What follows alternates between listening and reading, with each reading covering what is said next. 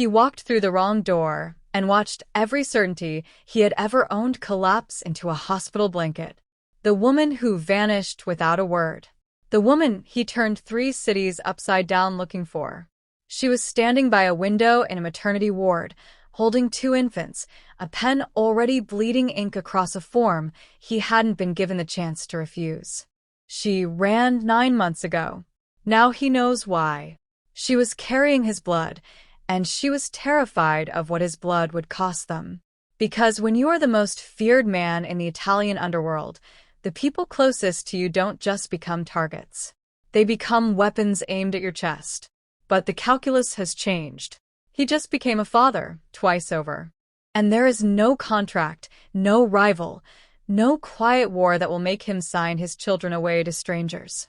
This is the story of the king who lost his queen, and found the only 2 reasons left to be something more than a king. This is Roses and Revolvers, where every story cuts deeper than the last. If you made it this far, and felt something, don't just watch in silence. Subscribe and tell me where you're watching from. The real ones don't just listen to the story, they stay for the next scar. Delmo Pisano hated hospitals. Everything about them offended him. The fluorescent hum, the smell that was half cleaning solution and half surrender, the way the staff looked at powerful men with the same flat eyes they used on everyone else. In a hospital, money bought you a better pillow, not better odds. He had learned that young, the night his father bled out on a ward floor just like this one, and he had avoided them ever since with the discipline of a man who refuses to rehearse his own mortality. He was 29 years old, and he had not set foot in one for 11 years. He was not here by choice. Marco, his second, his shadow, the only man alive Delmo trusted with his back, had taken a bullet in a territorial dispute 3 nights ago, and loyalty was the one currency Delmo still honored without negotiation. Room 412. 4th floor. East wing. He had memorized the directions from the car and moved through the corridor like weather, parting every orderly and visiting family member without a word, without a glance, the way a storm doesn't acknowledge what it passes through. He pushed the door open without knocking because men in his position did not wait for permission. And then he stopped. The room was wrong. The room was not Marco's.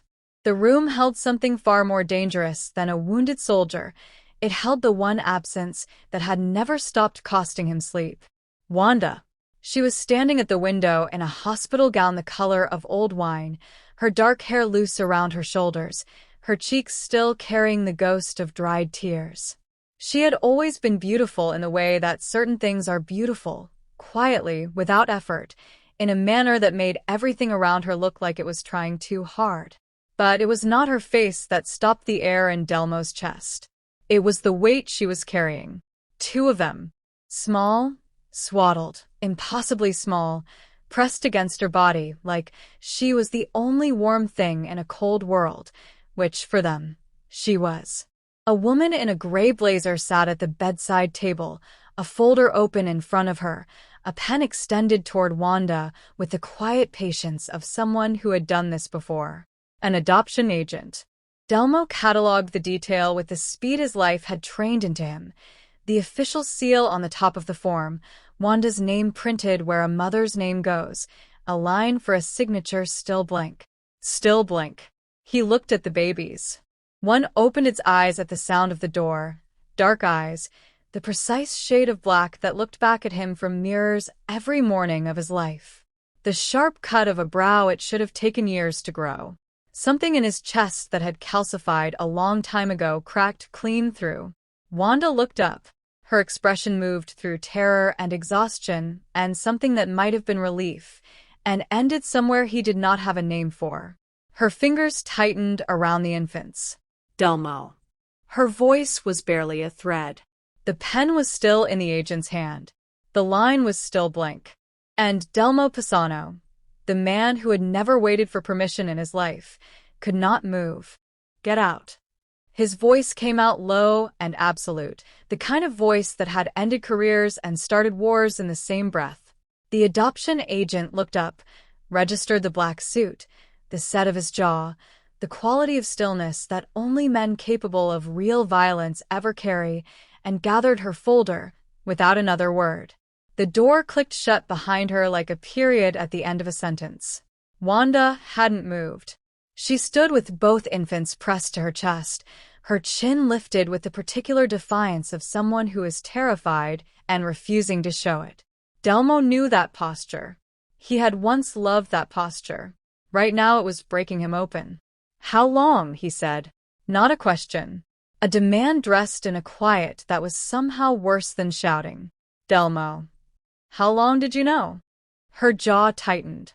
6 weeks after I left. The arithmetic hit him like a fist. 9 months of silence. 9 months of searching, of dead ends, of telling himself she had made a choice and he would respect it, while she was somewhere carrying his children and deciding they were better off with strangers than with him. He crossed the room in 4 steps and she flinched. And that flinch, the fact that she flinched, cut deeper than anything she could have said. He stopped, forced his hands still, looked down at the infants. They were impossibly small, impossibly his. One slept with a fist curled beneath its chin, a gesture so familiar it felt like a taunt. The other watched him with those dark, ancient eyes, calm in the way that newborns sometimes are, as if they arrived already knowing something the rest of the world was still learning. "Give them to me," he said quietly. "Delmo, you can't just." "Wanda." He held out both arms, and something in his voice shifted, stripped of authority, stripped of the iron he'd built around everything, leaving only something raw and unguarded that neither of them had ever heard from him before. "Please." She transferred them slowly, one and then the other, watching his face the whole time like she was waiting for him to break the spell with coldness. He didn't. He stood in the middle of a hospital room that smelled of disinfectant and endings, holding his sons, twin sons, 2 heartbeats, and felt the ground rearrange itself entirely beneath his feet. Then his phone vibrated. Once. Twice. A 3rd time, rapid, the pattern Marco's men used only for one category of emergency. He looked down at the screen. A single message from his head of security, for words that made his blood go cold. "They already know, boss." He pocketed the phone. Whatever his men needed, it would wait 60 seconds. He set the twins carefully on the bed, one beside the other, and turned to Wanda with the full weight of his attention, which was, she had always said, like being studied by something that hadn't decided yet whether to protect you or consume you. "Tell me," he said. "All of it." She looked at her sons for a long moment before she spoke. "Do you remember Enzo Cattanio's wife?" she asked. "What they did to her? To make him talk." The name landed like a stone in still water. Delmo remembered. Everyone in the syndicate remembered. It was the kind of thing men referenced in low voices, and never twice. He said nothing because nothing was the only honest answer. "I found out I was pregnant on a Tuesday," Wanda continued. Her voice was flat, controlled, the voice of someone who had rehearsed this and still wasn't ready. "By Friday I understood exactly what that meant. Not a child, Delmo. A liability. A leash around your throat. A way in for every man who has ever wanted to bring you to your knees." Her eyes finally met his. "I loved you. That's why I ran." The cruelest part was that she wasn't wrong. He knew it in the marrow of him, the same marrow his sons had inherited. In his world, love was not a shelter. It was a map to everything worth destroying. "You were going to give them to strangers," he said. The words came out stripped of anger, which made them worse. "You were going to let them grow up without their name, without a target on their backs." Her voice finally cracked. One clean fracture, quickly sealed. "I was choosing their lives over their legacy. I would make that choice again." The room held them both in its fluorescent silence. One of the twins stirred, made a sound so small it barely existed, and Delmo's hand moved to him before his mind approved the gesture. Instinct, raw and ungovernable, the kind that couldn't be trained or threatened out of a man. Wanda watched his face change. And in her eyes he saw something worse than anger, worse than grief. He saw pity. She already knew what he didn't yet, that loving them would be the first thing in 29 years that Delmo Pisano could not control. His phone lit up again. This time it was a photograph. A long-lens shot taken from across the street of this building, this floor, this window. Someone was already outside. And they had been watching long before Delmo arrived. They were out of the hospital in 11 minutes. Delmo didn't ask Wanda if she was ready. He told her they were leaving, wrapped the twins himself with a practiced efficiency that surprised even him, and moved them through a service corridor his men had already swept twice. Outside, an armored SUV idled with its doors open. Wanda climbed in without argument. She had seen that photograph too. The penthouse occupied the top 2 floors of a building Delmo owned through 4 layers of shell companies. Reinforced glass. Motion sensors on every terrace. A panic room behind the master closet with its own oxygen supply and a direct line to his most trusted capo. He had designed it 3 years ago as a place to survive. Standing in it now with 2 newborns and a woman who looked at the steel-framed windows like they were the walls of a cell, he understood, with a clarity that arrived too late, that he had built a fortress, not a home. He ordered a crib. 2, actually. He called his head of security and said the words with the same flat authority he used to order shipments, and the man on the other end had the grace not to pause. Wanda sat on the edge of the bed and nursed the twins in silence while Delmo stood at the window with his back to her, fielding encrypted calls, watching the street below the way he had watched streets his entire life, for the shape of something that didn't belong. By midnight, the cribs had arrived. By 1 a.m, both boys were asleep. By 2, the silence between Delmo and Wanda had grown teeth. "This isn't safety," she said finally, her voice low so as not to wake them. "This is just a prettier version of what I was running from. You've put us in a cage, Delmo. You've just made sure the bars are expensive." He turned from the window. "There is a man with a long-lens camera who knows what floor we were on. You want to debate interior design? I want my sons to hear birds." Her voice didn't rise. It didn't need to. "I want them to feel sunlight that doesn't come through bulletproof glass. I want them to have a life, not a security protocol." He had no answer for that. Not one he could give her honestly. So he said nothing, which was its own kind of answer, and she looked at him with those tired, knowing eyes and turned back to the boys. At 3 a.m., his phone rang. Not a message this time, a call from a number his system flagged as a burner. He almost let it go. Then the caller spoke one sentence before the line went dead, and Delmo felt the blood leave his face for the first time in years. The voice on the other end wasn't an enemy's. It was Marco's, and Marco was supposed to be unconscious in a hospital bed across the city. Marco's call had lasted 4 seconds. 4 seconds of a voice that should have been sedated, rasping 2 words down a burner line before the signal cut. "Check Fieri." Fieri was the capo responsible for the Eastern docks, the man Delmo trusted to move the syndicate's most sensitive cargo. Delmo had spent the remainder of the night trying to reach him, and getting nothing but silence in return. By morning, he had not slept. The twins, apparently, had not received the memo that their father was managing a potential coup from the same living room where they had decided, in unison, to voice their dissatisfaction with the world at full volume. He had the phone pressed to his ear. Caruso, his port contact, was describing a discrepancy in a dockside manifest that could mean theft, could mean sabotage, could mean both, while holding a small, furious human against his shoulder with his other arm and patting its back with the rhythm his instincts had somehow, inexplicably, already learned. The second boy was in the crook of his left elbow, red-faced, inconsolable, seemingly offended by existence itself. Caruso was mid-sentence when the boy on his shoulder found his target and soaked the shoulder of a shirt that cost more than most men's monthly salaries. Delmo closed his eyes for exactly 1 second. Then he kept talking because the shipment wouldn't wait, and neither, it appeared, would his sons. Wanda appeared in the doorway, took in the scene, crime boss, 2 screaming infants, ruined shirt, the iron composure of a man refusing to acknowledge any of it, and something moved across her face. Not quite a smile. Something more complicated and more dangerous than a smile.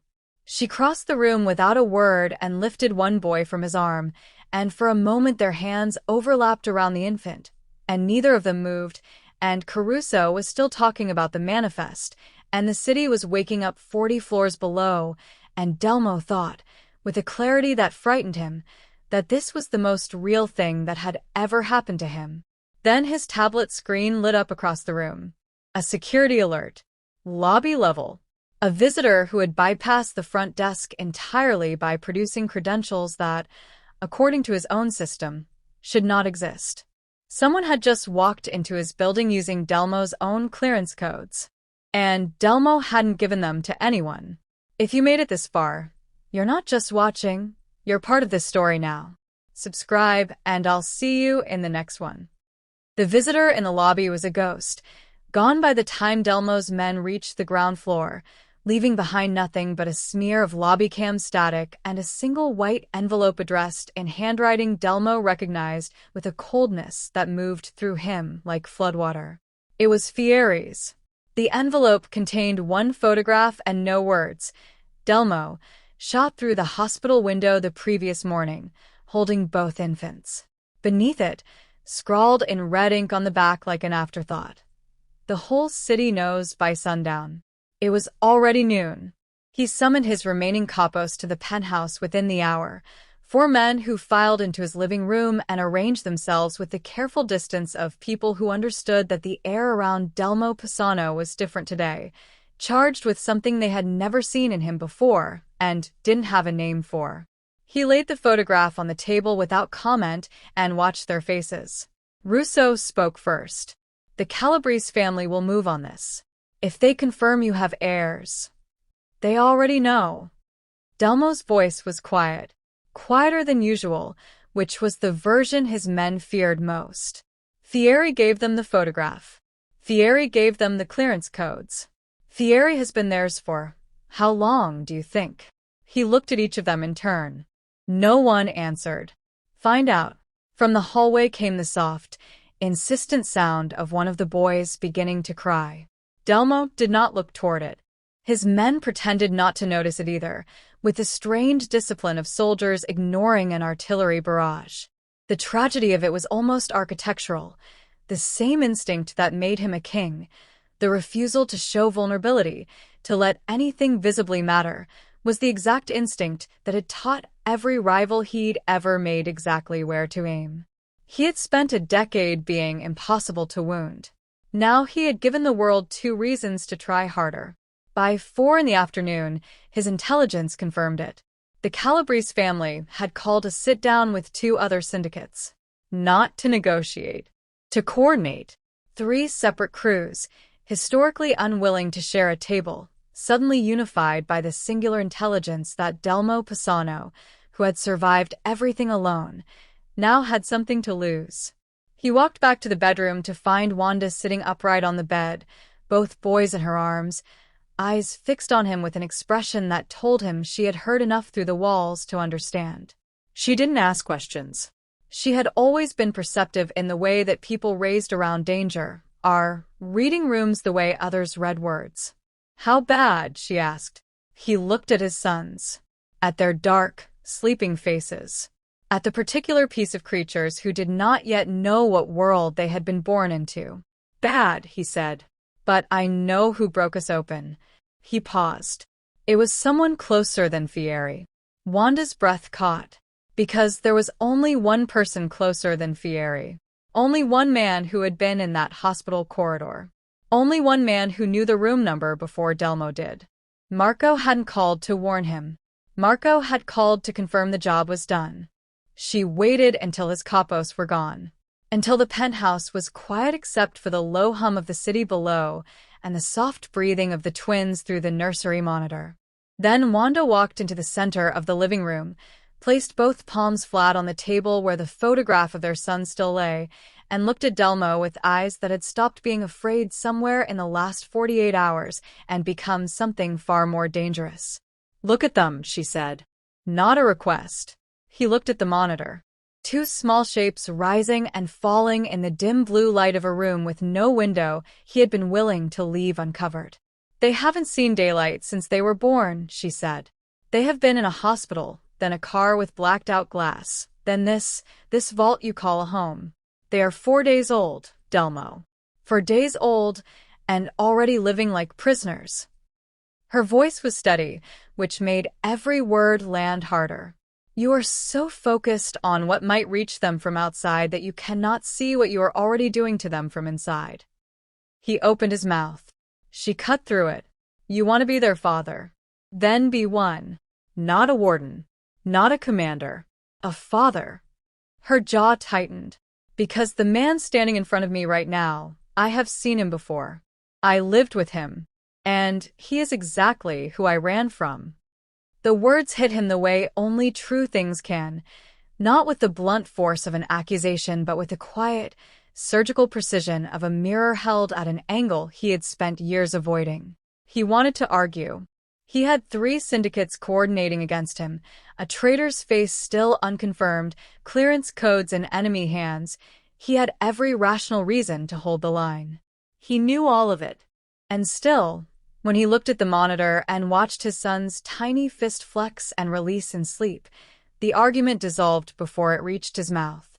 I don't know how to be both things, he said. It cost him more than she would ever know to say it aloud. Wanda's expression shifted, not softening exactly, but opening, the way a wound does when it finally stops being defended. She crossed the room and stood beside him, and they both looked at the monitor in silence. Then every screen in the penthouse went dark simultaneously. The monitors, the security feeds, the city lights beyond the glass, gone. A total, engineered blackout. In the sudden darkness, from somewhere below, came the unmistakable sound of the stairwell door being forced open. His body moved before his mind caught up. He had Wanda by the arm and was steering her toward the panic room in the same motion, his voice dropping to the flat, operational register that his men knew meant the time for questions had passed. Take them. Go. Do not open that door for anyone but me. Not my voice on a phone, not a code, no one. Only me in person. Do you understand? Wanda took both boys from the crib with a swift, certain hands of a woman who had spent 9 months preparing to protect them alone. She didn't argue. She didn't have to. Her eyes said everything. That she was terrified, that she was capable, and that she had not forgiven him yet but was choosing, in this moment, to trust him anyway. The panic room door sealed behind her with a sound like a vault. Delmo turned to face the darkness of the penthouse and pulled out his phone. 1 bar of signal. The blackout had hit the building's external boosters. He had 30 seconds of calls left at most. He used them on Russo, his most violent capo, the man he had always personally accompanied on operations requiring finality, because some jobs demanded the presence of the authority that ordered them. The east stairwell, Delmo said. Take Caruso and Pinto. Confirm it's Calabrese. Handle it completely. Leave nothing that requires explanation. A pause. Then, the words that cost him the most. I won't be with you. Silence on the line. In 11 years, Delmo Pisano had never sent men to do what he would not do himself. It was the code that had made them loyal. It was the standard that had made him legend. He was breaking it for 2 people who weighed less than 7 pounds each and couldn't yet hold their own heads up. And he would break it again, without hesitation. Understood, Russo said, and the line died. Delmo stood alone in the blacked-out living room, listening. Below, muffled but unmistakable, boots on concrete, the crack of a door giving way, then the short, percussive sounds of men meeting other men in the dark. It lasted less than 3 minutes. Then silence. Then Russo's voice, through a knock at the door. Done. But boss. A pause waited with something Delmo had never heard from Russo before. Reluctance. You need to see what they were carrying. It wasn't weapons. It was documents. Legal ones. And the name on every page was Wanda's. Stay with me until the end, because this story will shock you to the core. Before we begin, don't forget to like this video. Hit subscribe and comment where you're watching from. Now. The documents were a distraction. He understood that the moment Russo laid them on the table, custody filings, notarized in 3 jurisdictions, Wanda named as a flight risk, the twins designated as wards requiring state intervention. Legal architecture built over months, not days. Someone had been constructing this siege long before Delmo pushed open that hospital door. The couriers weren't the attack. The couriers were the announcement. And while Delmo stood reading the paperwork, the real breach was already moving. The first alarm came from the roof. A motion sensor tripped on the helipad. The second came from the service elevator, manually overridden from a floor below. The third didn't come at all because the man monitoring the West Terrace had stopped responding mid-transmission. 3 entry points. Simultaneous. This wasn't opportunism. This was architecture. Russo. West Terrace now. Caruso, elevator shaft, seal it. Delmo was already moving toward the hallway, the tactical calm of a man who had grown up in rooms where the wrong words started wars settling over him like a second skin. Anyone reaches this floor, they don't leave it. He heard them before he saw them. 2 men through the fire door, moving fast and low with the practiced economy of professionals. Not Calabrese street soldiers. These were contracted. Imported. Someone had spent serious money on tonight. What followed lasted 4 minutes and cost Delmo a gash across his left forearm and 1 cracked rib that he wouldn't confirm until morning. He didn't register either in the moment. There's a state that men like him enter in violence, not rage, not fear, something colder and more efficient than both, and he was deep inside it, operating on the muscle memory of a life spent ensuring that when rooms became dangerous, he was the most dangerous thing in them. But the whole time, through every second of it, one part of his mind was behind that panic room door, counting 2 small heartbeats, holding them steady from a distance the way you hold a candle cupped in your hands against the wind. When it was over, he stood in the hallway with blood on his knuckles that wasn't all his own and looked at what the evening had cost. 2 of his men down, alive, but down. The West Terrace compromised. And the legal documents still on the table, untouched by violence, entirely unresolved. He walked to the panic room, knocked 3 times, the pattern only he knew. The seal released. Wanda stood in the doorway holding both boys, her face pale, her eyes moving immediately to the blood on his hands. One of the twins was awake, watching him with those dark, ancient eyes. Delmo looked back at his son and felt something rearrange itself permanently in the center of his chest. It's over, he said. Wanda looked at the documents on the table behind him, then back at him. Her voice was barely a breath. Delmo. I recognized the law firm on those papers. She swallowed. My father hired them, 8 years ago, to deal with you. Her father, the man Delmo had spent 3 years believing was dead, had been the architect of everything from the very beginning. He didn't ask her if she knew. He looked at her face in the pale emergency lighting, the shock sitting in her eyes like something freshly broken, the way her arms had tightened around the twins involuntarily at the mention of her father's name, and he had his answer. She hadn't known, which meant she had been a piece on a board she couldn't see, the same as him, moved by a man who had faked his death to play a longer game than either of them had imagined possible. Delmo sat down.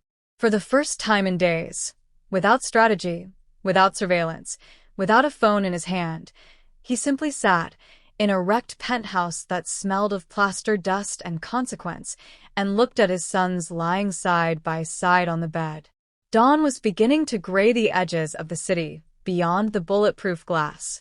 The boys were awake, both of them, watching the light change with the focused, wordless attention of creatures encountering the world for the first time. Something settled in him then. Not peace. Peace was a luxury for men whose enemies were finite. Something older and more structural than peace. Clarity. I have been building the wrong thing, he said quietly. Not to Wanda. To himself or to his sons, or to whatever version of himself was still capable of being reformed. I built walls. I built distance. I called it an empire, and I called it safety, and it was neither. He paused. It was just a very expensive way to be alone. His sons deserved a world they could walk through without flinching. And the only man who could build that world, or burn down the one preventing it, was already in the room. He looked at Wanda. She was watching him with the careful attention of someone who had been disappointed before and was not yet ready to stop hoping. He understood. He had not yet earned the alternative. I'm going to dismantle it, he said. Not overnight. Not cleanly. But I am going to build something these boys can inherit without inheriting the war. He held her gaze. And I am going to find her father, not to bury him, to end this. Properly. Finally. Wanda was quiet for a long moment. Then she crossed the room, sat beside him, and placed her hand over his, over the dried blood on his knuckles, over the cracked skin, over the hands that had done everything his life had required of them, and said nothing, because nothing was the right answer. One of the twins made a sound. Small, insistent, utterly indifferent to empires and betrayals, and the long shadow of a dead man who wasn't dead. Delmo reached for him, without thinking, held him against his chest, felt the impossible weight of something that mattered more than everything he had spent his life building. Then Russo appeared in the doorway, face carefully neutral in the way that only preceded catastrophic news. Her father, he said. We found a location. A breath. He's been in the city the entire time. And boss, he's not alone. He has Marco with him. Delmo looked down at his son, then up at Russo. The war he had promised to end had just revealed it was only beginning, and the man he had to face had been planning this moment since before his children existed.